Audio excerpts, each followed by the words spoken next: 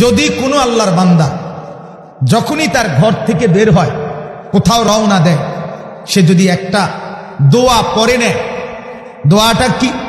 বিসমিল্লাহি তাওয়াক্কালতু আলাল্লাহ লা হাওলা ওয়ালা কুওয়াতা ইল্লা বিল্লাহ। এই আল্লাহর উপরে তাওয়াক্কালতু, আল্লাহর উপরে তাওয়াক্কুল করে বের হলাম। নবীজি বলেন সাথে সাথে আল্লাহর ফেরেশতা ওই ব্যক্তিকে 4টা পুরস্কারের ঘোষণা দিয়ে দেন। কি পুরস্কার? এক, আল্লাহর নবী সাল্লাল্লাহু আলাইহি সাল্লাম বলেন, ফেরেশতা বলে দেয় হুদিতা, এক, তুমি এই দোয়ার বরকতে, আল্লাহর উপরে তাওয়াক্কুলের বরকতে সঠিক পথ পেয়ে গেলা। ওয়া কুফিতা, আল্লাহ তোমার জন্য যথেষ্ট হয়ে গেলেন। ওয়া ওয়াকিতা, সমস্ত বিপদ থেকে বেঁচে গেলা। ওয়া তানাহা আনহু শাইতান, শয়তান দূরে সরে গেল।